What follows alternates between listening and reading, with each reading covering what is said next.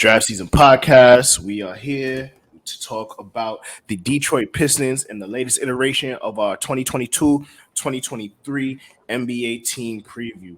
Now, let's be real. The Pistons last year were in the cellar. They did have the fifth overall pick in which they took Jaden Ivey.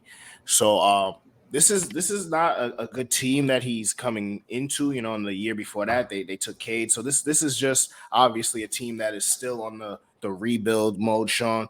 Let's check to see who they added. They obviously had Jalen Duren at pick 13. Alec Burks from the Knicks, Nerlens Noel from the Knicks, Kemba, who's will be off this team soon. Marvin Bagley re-signed with the squad. You know, they have a lot of young talent there. Kevin Knox, shout out to him, still getting checks. He is out here re-signed in free agency to the Pistons. Buddy Bojan, Not in China. yeah, not in China. Probably could get a lot more in China, but that's neat. That's nothing to talk about right now. Buddy Boeheim, undrafted free agent on this team. Jeremy Grant and Carson Edwards are out, and they have also recently acquired Bogdanović from the Utah Jazz. So that means they lost Kelly Olynyk and Saben Lee as well. So let's start, Sean, with the kind of just the top of the top with this team. Let's talk about some of those young pieces that they have and what we're expecting from, you know, players like Cade and Jaden Ivey as they form a backcourt. Pistons definitely in a good position. You know, I think they have their blue chip franchise guy, obviously, in Cade Cunningham. Season got off to, you know, I think you could say a little bit of an inauspicious start, just, you know, in terms of just injuries. And, you know, it took him, you know, I think a lot of people would have, you know, bet on Cade to be rookie of the year. And, you know, he kind of just lost out because it was just such a, you know, loaded class last year. You know, guys like, you know, Scotty Barnes, obviously, and Evan Mobley hit the ground running at the start of the season a little better than Cade did. But, I mean, just to talk about Cade, because we still remain huge Cade fans. You know, his overall, one of just the most balanced prospects, it seems like, to come into the draft. You know, overall, there's not many holes in his game that you can really pick out. You can say like he wasn't necessarily efficient last year, obviously, and he's never going to be he's not a high flyer at all, but he's, you know, he's had success at every level to this point of his career. So that shouldn't really be anything to be tentative, you know, to his career. I think a lot of the traits, you know, the high level traits that Cade have, you know, a lot of them translated other than, you know, I think the efficiency, which, you know, most young players, it's usually the last thing that locks in for, you know, young players when they do get to the league, just in terms of, you know, finishing. I mean, you know, being able to be efficient, and whether it's the three ball. Cade was really streaky last season. Started off cold, had a good streak, and you know, he shot the ball really well in the middle part of the season, and had another slump towards the end. But, you know, I think the pick and roll mastery, just his feel for, you know, playmaking when he does attack the ball after dribbling off the screen. You know, even though he's not an athlete, a plus athlete, like we said, he does use his strength. You know, and you add that to just the change of pace, dribbling, you know, and you know, somebody who's crafty and really creative to get to the rim. So, you know, I think year two in Cade, he could take a huge jump, and wouldn't really be surprised at all to see the level of jump that he does take. But, you know, it kind of just feels like, especially on draft night, going back to draft night for the Pistons, it's amazing how, you know, Jaden Ivey just fell into their lap, and it's just one of those, you know, stroke of God situations. Because I think we spoke about this on the pod, just about how great of a fit, you know, just a explosive downhill guy like Jaden Ivey is next to Cade Cunningham, especially when you talk about the deficiencies that each of them have individually and how they're going to complement each other. And, you know, when it gets to, you know, what they do best. And I know Jaden Ivey got hurt in the summer league, but for the couple minutes that you did see him on the court, you know, even against NBA athletes, you know, he showed to be a plus athlete that's going to be able to succeed and, you know, push the court. So, I mean, what are your expectations for that Cade, Jaden Ivey combination in the backcourt? I do think they're going to be a lot of fun to watch. And, you know, as we talk about the young teams taking that next step, they're definitely going to be one of those teams that is going to be really interesting to watch this season. Yeah, I mean, fun is the key word there. Those boys, I would like to see a bit of an up-tempo play by them. You know, Cade, you know, just if you remember from college, like that's a star, and that's a show that is very fun to watch. And then you couple that with Jaden Ivey's run at Purdue last year, like that. Those boys are exciting to play, like to watch play. They're going to put a lot of pressure on opposing backcourts. Getting downhill. Cade is obviously a much bigger one, and he's going to put pressure with what he can do in the passing ability, and as he rounds into a much better scorer because he has the potential there as well. And he didn't lack at scoring, but just refining those tools are going to just turn him into a much better player. And like you said, this year could be the year that he kind of not so breaks out to superstardom, but you see those leaps and the potential why he was taken number one.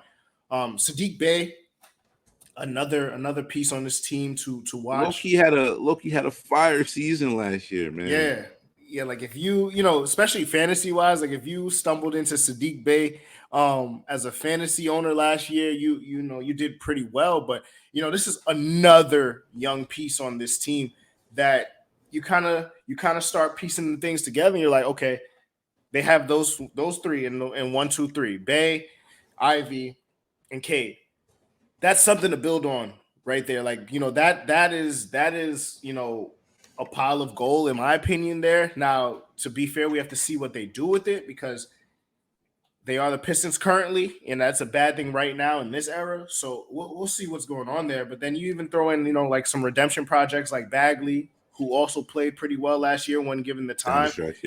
Yeah, and he's shown that he can play in this league. So hopefully we get to see him do it over the course of a full season. Also, still very young. I don't even think he's 25. I don't even think he's not even close to 25, is he? No, Bagley's probably like 20, 23 at this point. Because I know he was definitely one and done at Duke. So yeah, not even. That's 25. What I'm saying. Like, and then you got Stewart down there. He's playing. He'll turn 24 on next March 14th. So yeah. Yeah, so he's playing in his 24-year season, 23 turn on 24. Like he's still a young gun and he can have something to prove. So I mean, I think this team, to round out like kind of their starting lineup, they got the beef stew there. One of the angriest cats in the league. He is also very young on this roster. So like all of these pieces are on the same timeline and the same trajectory. And you'll probably get lucky, with somebody like Bagley. Oh no, they resigned him already. I forgot that contract was over. So like, you're getting these people on a bit of a discount right now to see how they grow. So yeah, just going off that starting five, being on the same timeline, do you see any pieces that are on this bench that are going to, add to the growth of this team? Yeah, I mean, even staying on before we get to some of the more secondary pieces, I know shout out to Sadiq Bey real quick. Just want to talk about him a little bit more. He had one of the most, I don't want to call it random, but he had a 50 burger. He hit who was it? I think it was the Magic. I think he hit the Magic off with a 50 piece. And yeah, I think there's still parts of his game that he's going to need to round out. I think in terms of his efficiency, the 3-point shot. That's something that he's had in his bag going back to, Villanova. I would project him as, he's going to be a good spot up shooter. I think even especially when you talk about the type of guys, I think he is one of the biggest beneficiaries of also being, you're going to push him down the slot into basically the third scorer on this team.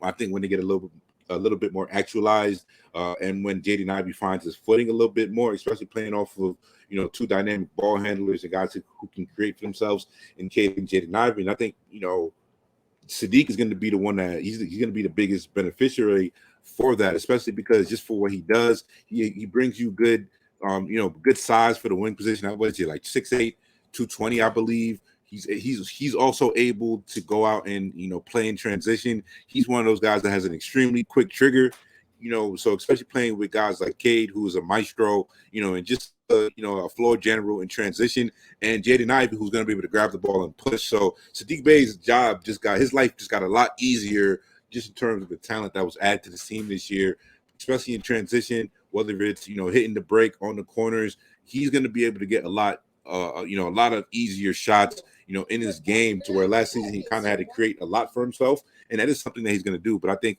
just in terms of the efficiency that he's going to bring to the table, that's going to open it up for a lot more. And hopefully as he gets a little older, and even I think Sadiq's I think he's going to the season as 23.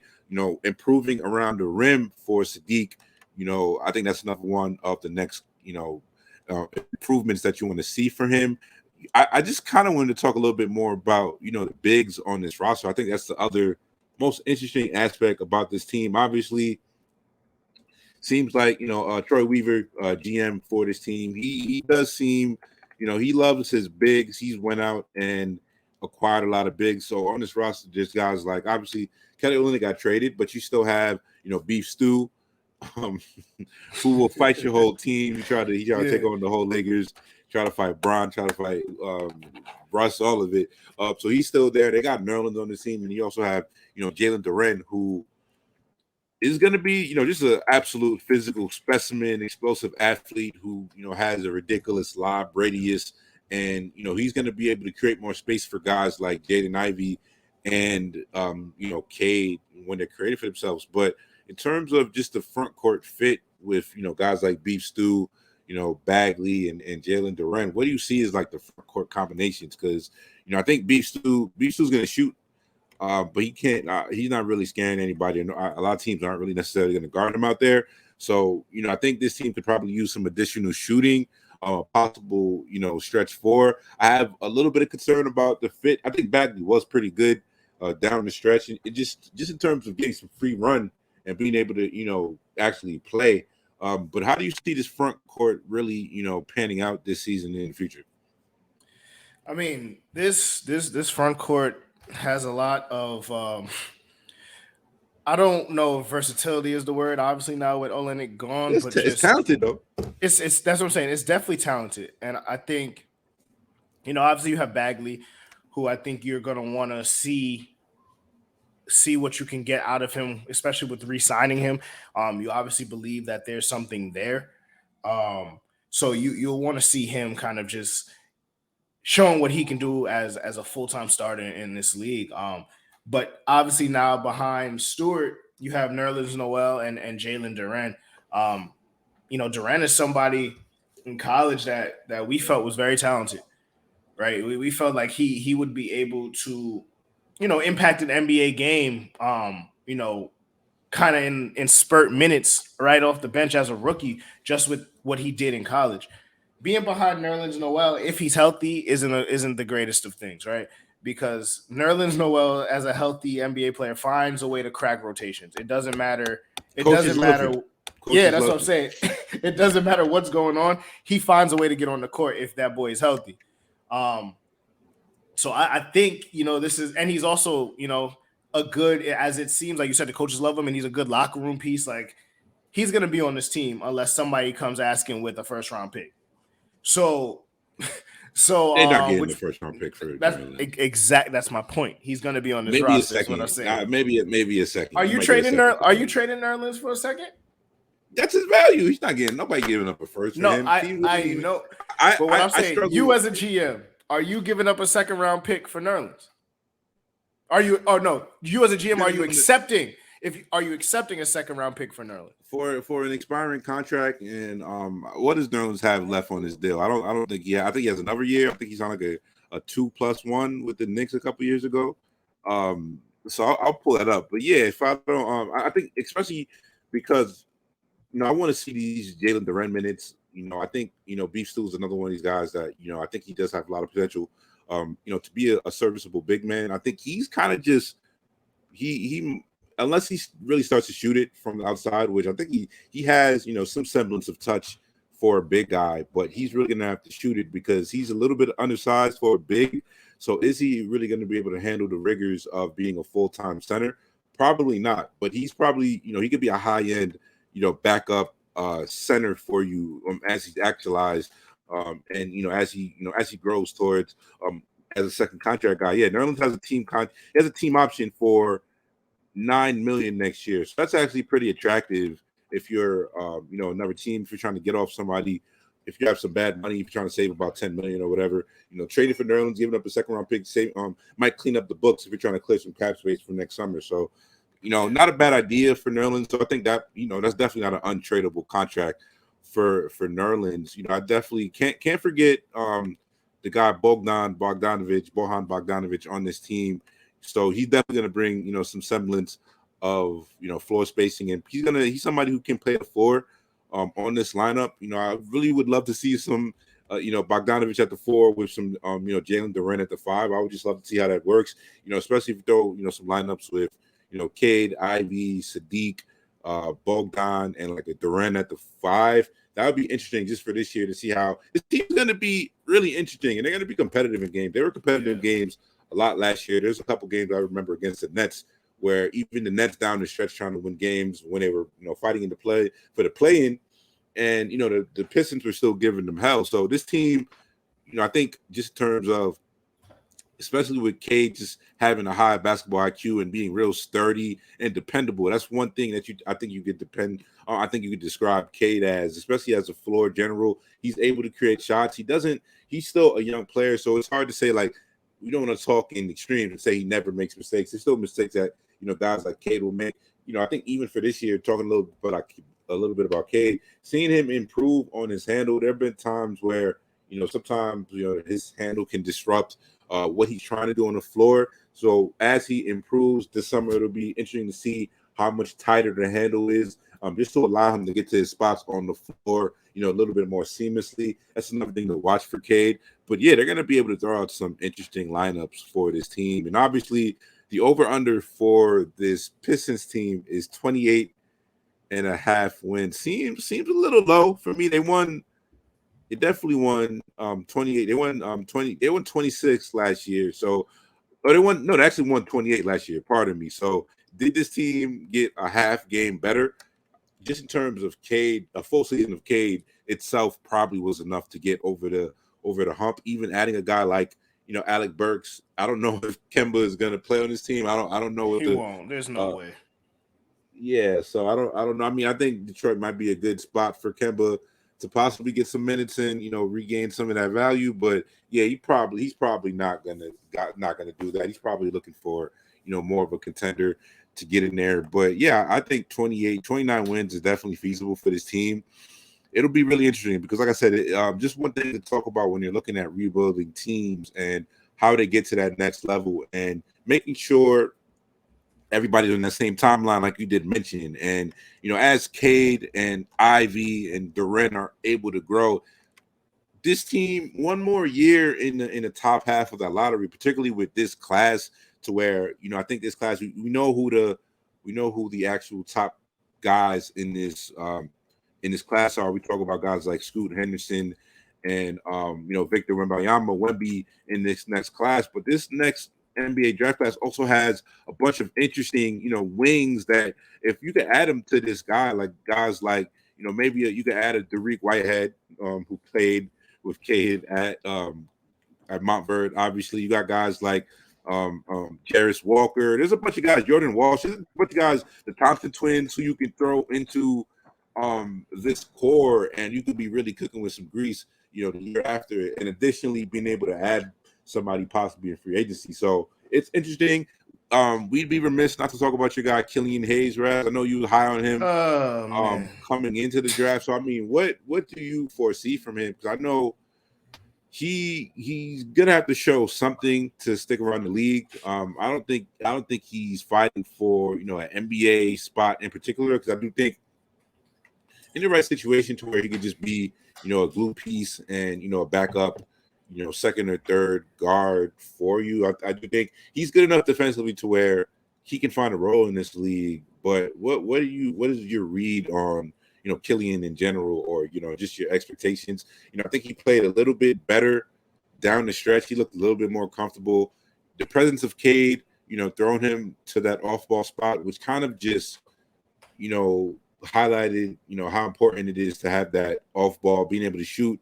And if you can't really shoot, then that's why I said even last year, as soon as they drafted Cade, it was bad. It was a bad, you know, look for Killian long term, especially because if you can't shoot, you know, and, you know, at times he also not a great finisher around the basket. So, you know, you took a guy like that in the top 10. It's not really, you know, the return on that investment isn't looking great. But is there any sign, silver linings or rooms for optimism that you see for Killian on this actual core, or is it one of those situations to where the quicker he gets traded or goes to a different situation to where he might be able to have a little bit more of a runway to some easier playing time and actual on ball reps, he might be able to flourish more for you. Yeah, I mean, Killian, first and foremost, I think is going to have to use some of those intangibles and his metrics to become a better defender. I think he's going to have to not necessarily become super locked down, but trending in that way to justify some of these minutes with some of the people on this team. And then to your point, secondly, he has to work on that jump shot. He needs to be able to become a average shooter to play it alongside Cade. Finishing at the rim and facilitating is something that in some of the tape that we watched, he did a decent job doing, and it still hasn't translated here, obviously, to the league. So, I think hopefully as he fills out and becomes a bit stronger, he'll be able to get to finish at the rim, and working on some of these moves to just find a go-to move to get you towards the basket. Because right now on offense, he's not giving us anything. So if he's not going to give us anything offensively and he's not going to play make like he should, defense and is where he's going to have to make his calling card right now. Yeah, like I said, it's really hard for you to be that guy in particular. I do think he showed some type of improvement finishing around the rim.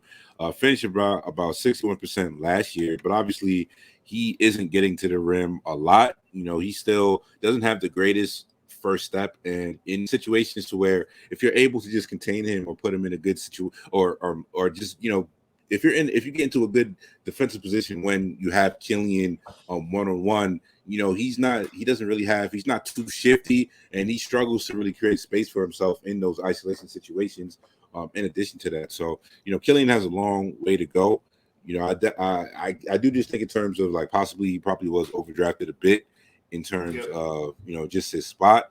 But still rooting for him to find that evidential role for him in the league. So I mean, what else really stands out to you in terms of questions for this team, or what are you expecting for this team long term?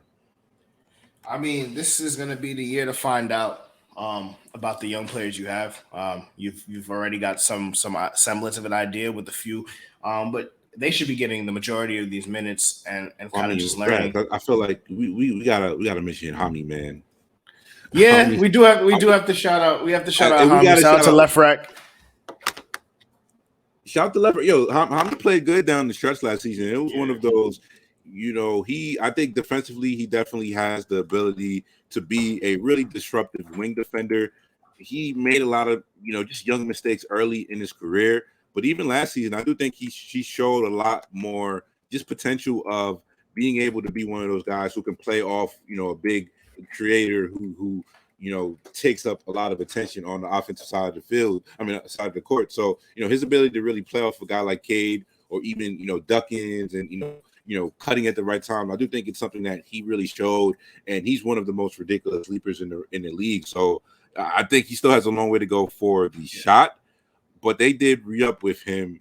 So I do think he's another one of just the developmental guys who really interesting to watch, and there's probably a role for him somewhere around the league. So I mean, yeah, I think 28 and a half. If I had to put in, I don't know. I think they would probably have to have injuries. I think there's too much talent, and I think there's enough, veteran talent and just guys who are going to bring, professional players on this roster to where it's not like they're just playing, 12, guys who are under 24 and just a bunch of guys who haven't been around the league. Alec Burks' presence, as I know Tibbs had a hard on for Alec Burks last season, and he just, he refused to, put him into the role. Burks.